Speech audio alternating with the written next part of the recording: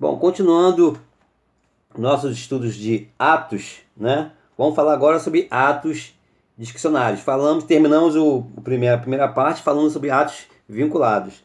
E agora vamos falar sobre atos discricionários. Atos discricionários é aquele que a autoridade administrativa tem uma margem de flexibilidade prevista na lei, né? O ato vinculado não. Está previsto na ato vinculado ou regrado.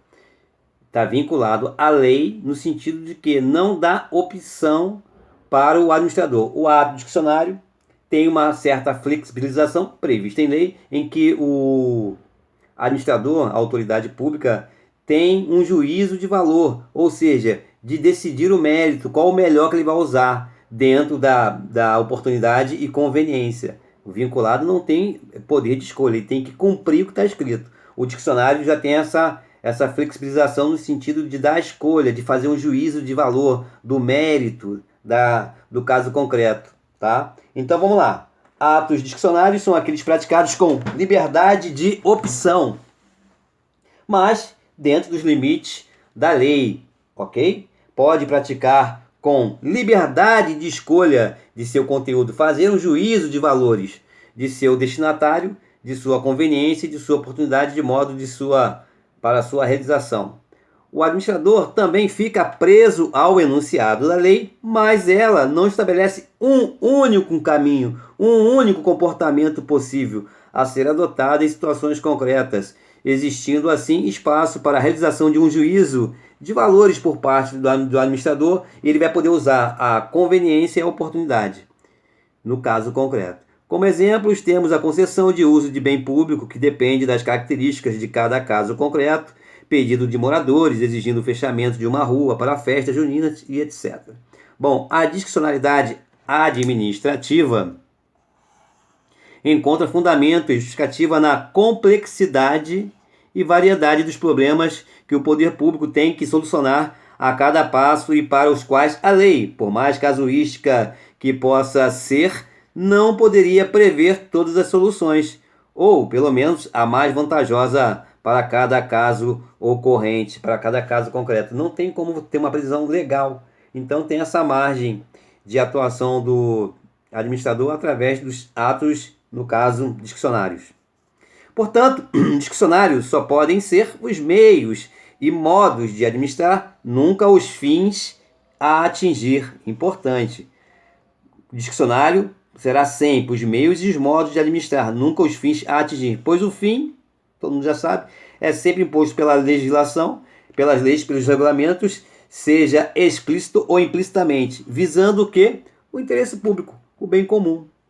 Além das classificações acima, outras podem ser apresentadas, como por exemplo, os atos simples, atos complexos e atos compostos. Atos simples resulta da manifestação da vontade única de um órgão. Não importa o número de pessoas que participam da formação do ato administrativo, né, simples. O que importa é a vontade unitária que expressa para dar origem. Afinal, o ato colimado pela administração. Atos complexos resultam da soma de vontade de dois ou mais órgãos, ou seja, é o que se forma pela conjunção de vontades de mais de um órgão administrativo. Por exemplo, a investidura de um funcionário é um ato complexo, né? Substanciado na nomeação feita pelo chefe do executivo e complementado pela posse e exercício dados pelo chefe da repartição em que vai ser nomeado. O ato composto é o que resulta da vontade única de um órgão, mas depende da verificação por parte do outro para tornar exequível. É diferente do ato simples. O ato simples também é em relação a um órgão. Só que o ato composto há uma subordinação, né? Ou seja, um órgão faz e outro órgão supervisiona. Por exemplo, uma autorização que dependa de um visto de uma autoridade superior. Espécies de atos administrativos. Podemos dividir os atos administrativos em 5 espécies, tais como atos normativos, atos administrativos ordinários, ordinatórios, melhor dizendo, atos administrativos negociais, atos administrativos enunciativos, atos administrativos punitivos, conforme análise de cada caso. Bom, vamos falar agora sobre atos administrativos normativos. Normativo, norma, regulamento, regulação. Atos normativos contêm comando geral do Executivo, visando a correta aplicação da lei, da norma jurídica, da legislação. A essa categoria, ou seja, atos normativos, pertence quem? Os decretos regulamentares e os regimentos, bem como as resoluções, deliberações e portarias. Ou seja, decreto é do chefe do Poder Executivo, decreto-lei, né? Porque o Legislativo faz as leis normais. Então, quando você lê a palavra decreto, pelo decreto, você já sabe que é uma autoridade do Poder Executivo. Bom, assim, a competência exclusiva privativa dos chefes do Executivo, decreto regulamentar ou decreto de execução, é o que visa explicar a lei e facilitar sua execução, ou seja, então já tem uma lei. Então, o chefe do Executivo vai criar um decreto regulamentar ou decreto de execução para explicar a lei e facilitar a sua execução. Os regulamentos são atos administrativos postos em vigência por decreto para especificar os mandamentos da lei ou prover situações ainda não disciplinadas por lei. Quanto aos regimentos, são atos administrativos normativos de atuação interna, dado que se destinam a reger o funcionamento de órgãos colegiados e de corporações legislativas. Os regimentos internos, RI, são de caráter dos próprios órgãos. No caso de um tribunal, o regimento interno do tribunal, ou então de um colegiado, né, do tribunal. Em relação aos regulamentos, que ele diz aqui, para especificar mandamentos da lei ou prover situações ainda não disciplinadas por lei, é o que acontece com a lei complementar. Vem lá na Constituição, artigo tal, não sei o que, falando sobre algum assunto, e fala assim, lei complementar, é porque não foi votada ainda, porque não tem. Lei complementar, que vai ser o quê? Uma lei específica, tem uma lei geral. Então, quer dizer, quando se fala na Constituição, a lei complementar, você já sabe que é parecido com esse regulamento aqui, com esse regulamento que diz o seguinte, situação ainda disciplinada por lei, que ainda vai ser disciplinada. Então, você pode fazer essa analogia, tá? Bom, como ato regulamentar interno, né, que a gente chama de RI, né, o regimento só se dirige aos que devem executar o serviço, realizar a atividade funcional regimentada, sem obrigar aos particulares em geral. O que ele está dizendo é o seguinte, esse RI, esse regulamento interno, diz respeito somente àquela repartição pública ali, né? Aquela seção daquele órgão público ali. Não tem nada a ver com a população, né? Com a sociedade, com quem vai usar, né? O serviço. Resoluções são atos administrativos normativos expedidos pelas altas autoridades do Executivo, mas não pelo chefe do Executivo, que só deve expedir decretos-leis. Então você já sabe que a resolução é também de autoridade, altas autoridades da administração pública, né, do Executivo, mas está abaixo do chefe do Executivo, porque o chefe do Executivo é decreto-lei. Já abaixo dele, a gente já sabe que é resoluções, né? Então vem uma questão, que o chefe do Executivo, tudo bem, quem pode mais, pode menos. Aí você vai ver de acordo com a questão, mas as alternativas. Mas você já sabe que quem escreve um decreto é o chefe do Executivo. Abaixo dele, né, superintendente, altas autoridades do Executivo, a gente já sabe que são resoluções. Bom, as resoluções normativas ou individuais são sempre atos inferiores ao regulamento e ao regimento, não podendo inová-los ou contrariá-los. Contrariá-los é complicado, né? É mais fácil fazer o chefe revogar o que ele fez e não ter um regulamento interno que vai conflitar, né?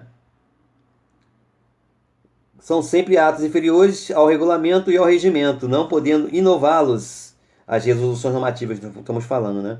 Ou contrariá-los. Bom, as deliberações são atos administrativos normativos ou decisórios. Deliberações, vou deliberar aqui, né? São atos administrativos normativos ou decisórios emanados de órgãos colegiados. Então a gente já sabe, um exemplo, né?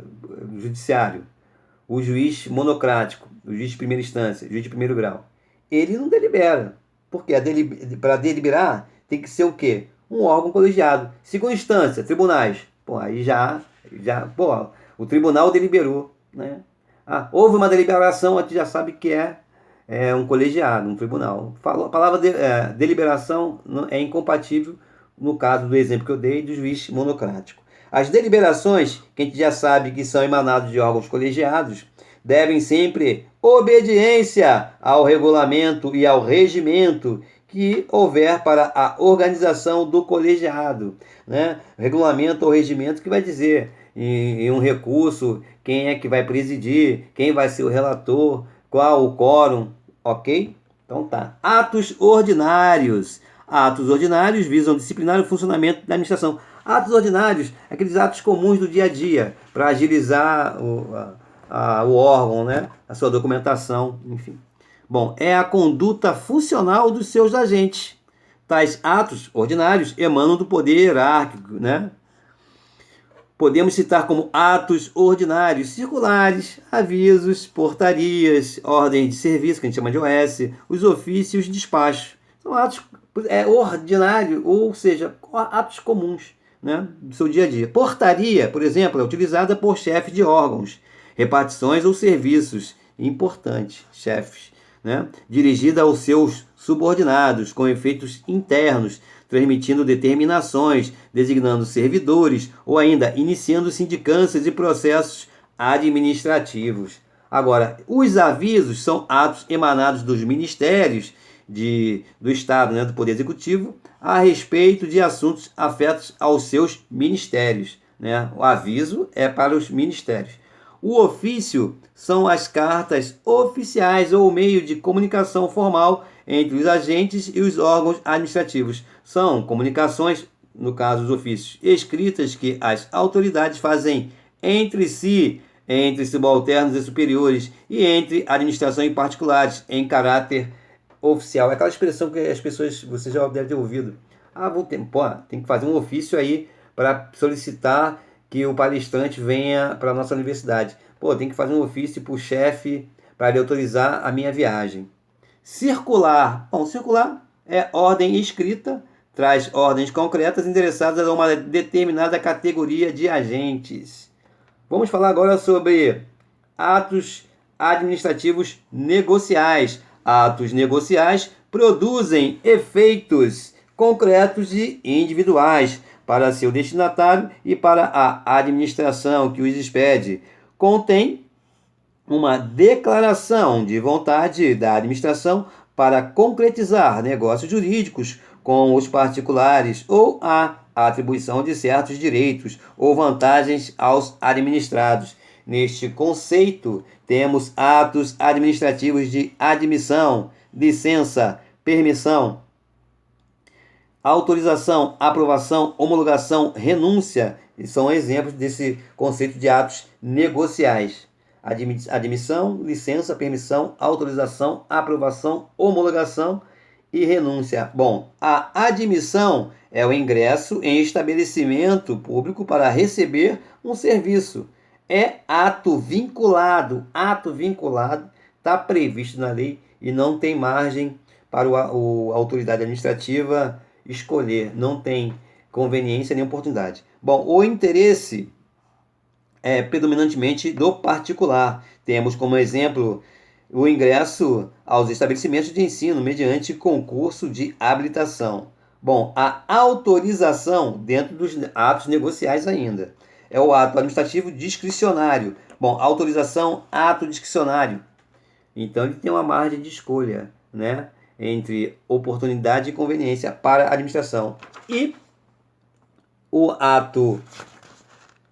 a autorização, que é um ato negocial, é o ato administrativo discricionário, e precário, pelo qual o poder público torna possível ao pretendente a realização de certa atividade, serviço ou utilização de determinados bens particulares ou públicos de seu uso exclusivo ou predominantemente interesse, como o uso especial de bem público, o porte de arma e etc. Está dentro da autorização, que é um ato negocial. É uma espécie do gênero ato negocial. Vamos falar agora sobre a licença, que também é uma espécie do ato negocial. Ato negocial é gênero. A licença é o ato vinculado. Ato vinculado está na lei, não tem margem de flexibilização para a autoridade pública usar a conveniência ou oportunidade. Bom, a licença é o ato vinculado e definitivo pelo qual o poder público, verificando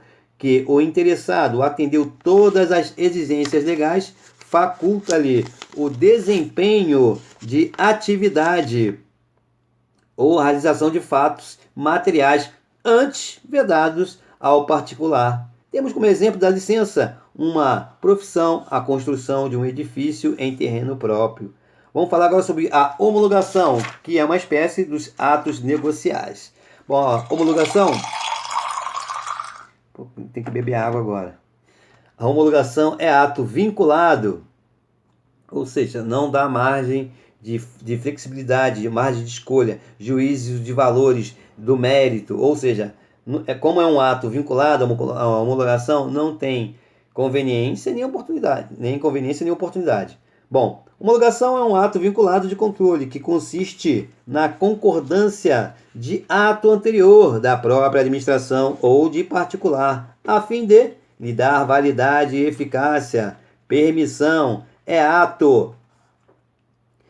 Vamos falar sobre a permissão. A permissão é ato administrativo negocial, é uma espécie discricionário e precário. Discricionário, margem de flexibilidade do mérito administrativo, pelo qual o poder público facilita ao particular a execução de serviços de interesse coletivo ou uso especial de bens públicos a título gratuito ou oneroso, nas condições estabelecidas pela administração.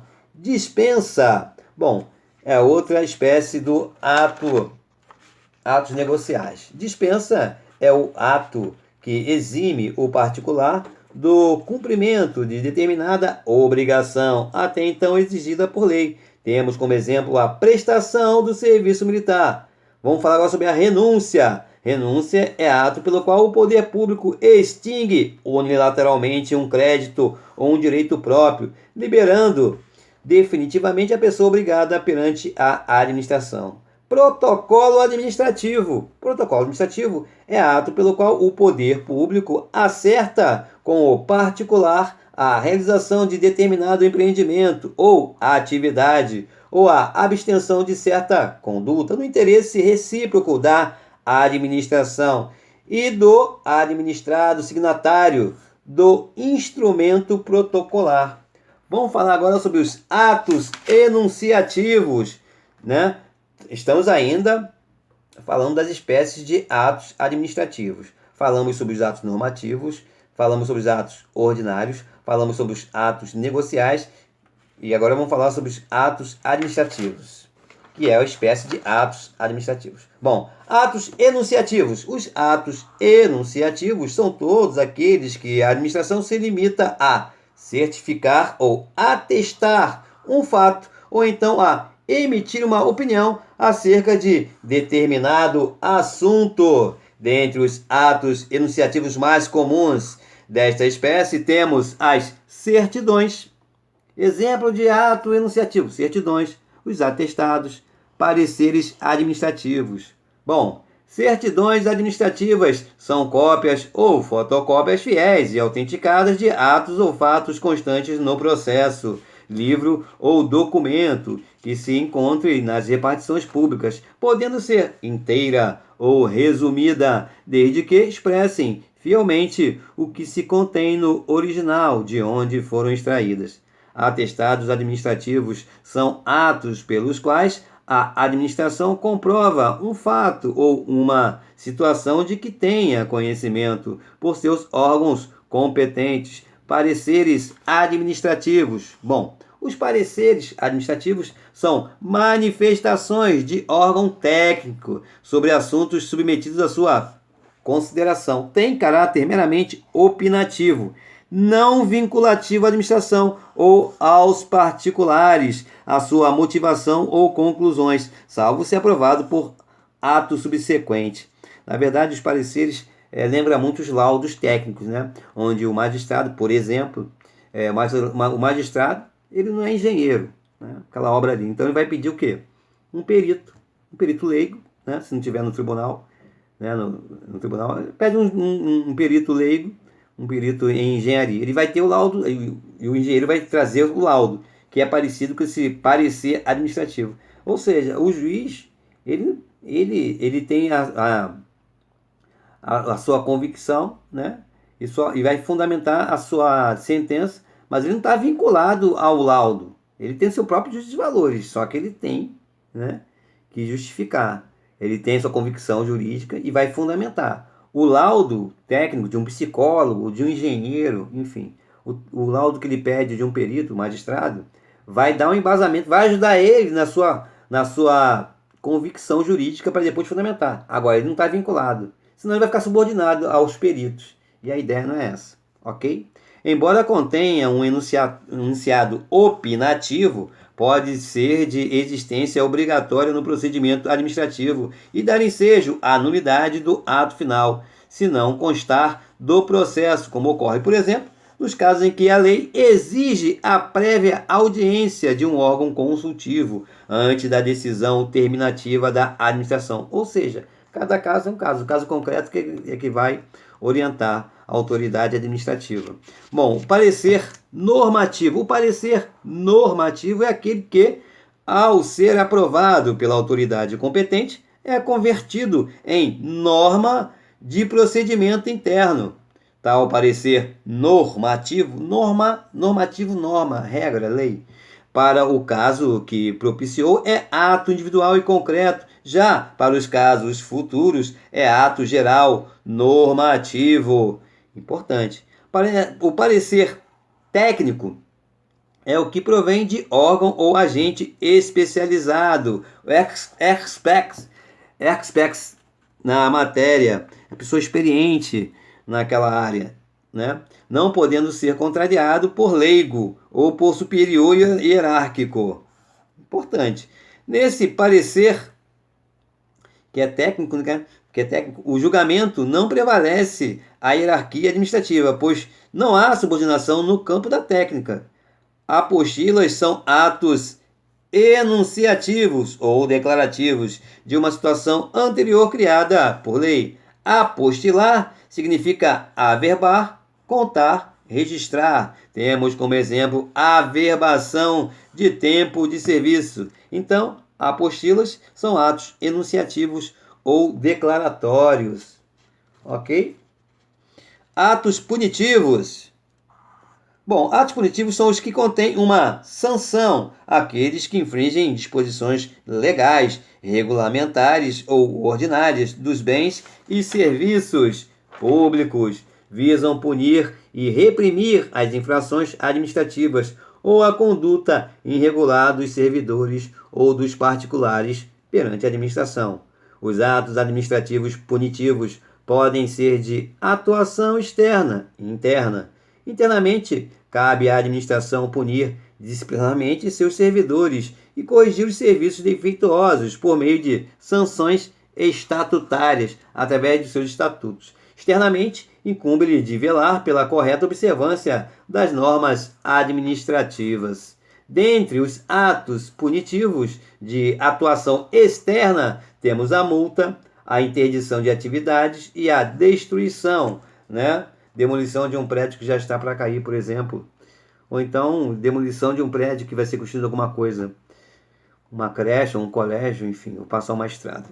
Bom, multa administrativa é a imposição pecuniária, pecúnia, dinheiro, espécie, a que sujeito administrado a título de compensação do dano presumido da infração, seria um caráter indenizatório.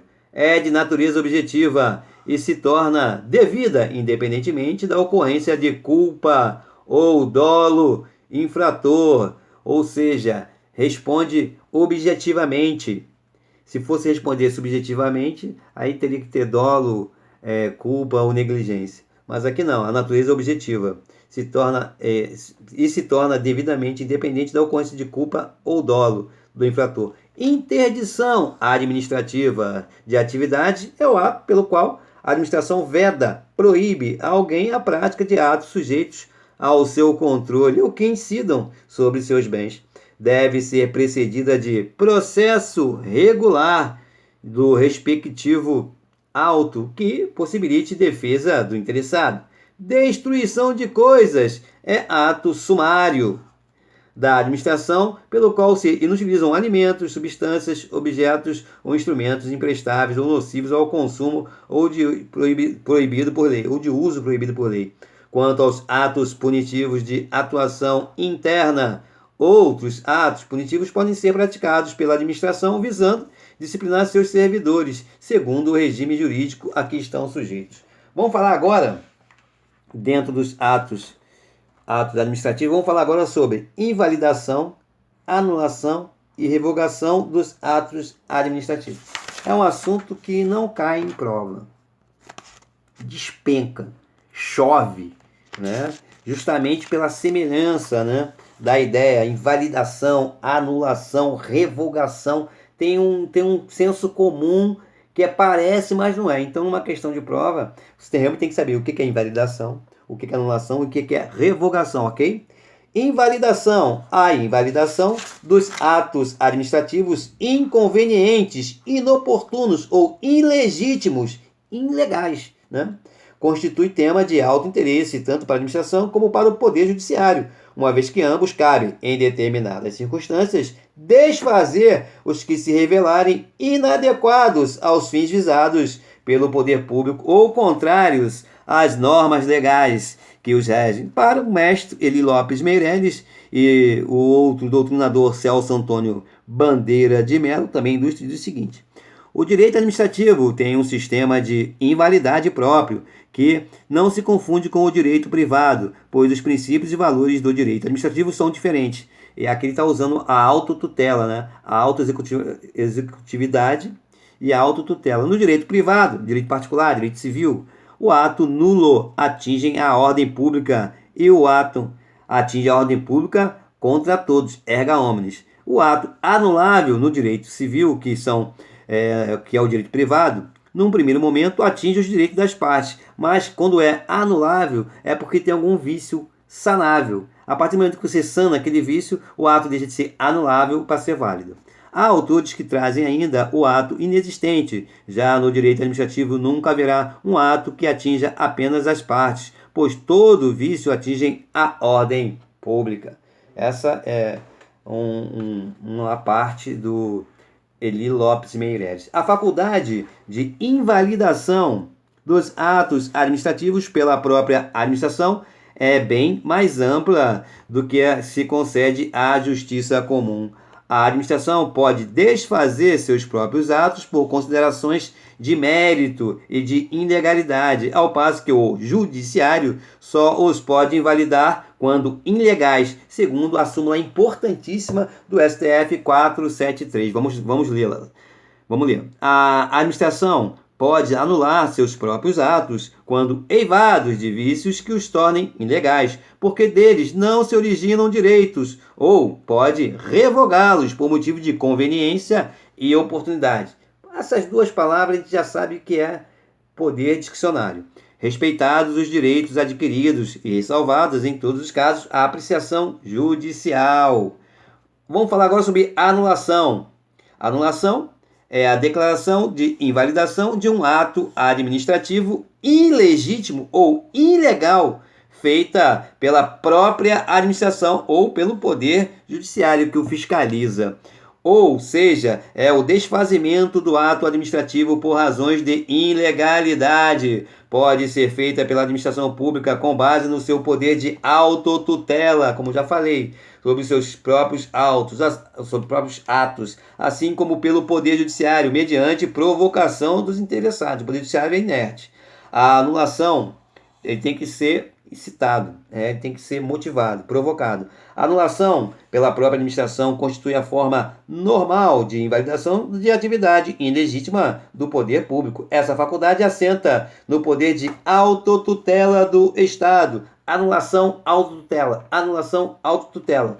É uma justiça interna exercida pelas autoridades administrativas em defesa da instituição e da legalidade de seus atos. Uma vez anulado o ato pela própria administração, cessa imediatamente sua operatividade. Não obstante, possa o interessado pleitear judicialmente o restabelecimento da situação anterior e até mesmo obter em mandado de segurança a suspensão liminar dos efeitos do ato invalidatório. Então, para anulação, o remédio seria um mandado de segurança. Os atos administrativos nulos ficam sujeitos à invalidação não só pela própria administração, como também pelo Poder Judiciário, desde que levados à sua apreciação pelos meios processuais cabíveis que possibilitem o pronunciamento anulatório. A anulação pode ser total, quando a declaração atinge todo o conteúdo do ato. Pode ser parcial, quando é nula, ou melhor, anulada somente uma parte dela. A anulação tem natureza constitutiva e não declarativa, importante, visto que inaugura uma nova situação jurídica. A anulação retroage, ou seja, atinge o ato desde sua origem, restaurando a situação vigente anterior ao ato inválido, respeitando somente os efeitos produzidos que atingiram os terceiros de boa-fé. Revogação, para finalizar, revogação é a supressão de um ato discricionário legítimo e eficaz, realizada pela administração, ou seja, é ato administrativo discricionário. Discricionário oportunidade e conveniência, pelo qual a administração atinge, ou melhor, extingue um ato válido por razões de oportunidade e conveniência. A revogação funda-se no poder discricionário de que dispõe a administração para rever sua atividade interna e encaminhá-la adequadamente à realização de seus fins específicos. Em princípio, todo ato administrativo discricionário é revogável, mas motivos óbvios de interesse na estabilidade das relações e de respeito aos direitos adquiridos pelos particulares afetados pelas atividades do poder público impõem certos limites e restrições a essa faculdade da administração, da revogação. A revogação, por ser total, a abrogação pode ser total, que é a abrogação, quando todo ato é retirado do ordenamento jurídico. Pode ser parcial, no caso de revogação, quando somente um dos direitos provenientes do ato é excluído. A revogação também pode ser expressa, quando a administração declara revogado o ato, e pode ser tácita, quando a administração edita um novo ato incompatível com o primeiro. A revogação não retroage, ou seja, produz efeitos a partir da sua própria revogação, respeitando os efeitos produzidos, ou seja, a segurança jurídica. A revogação produz efeito ex nunc, a partir dali em diante, porque atinge um ato que foi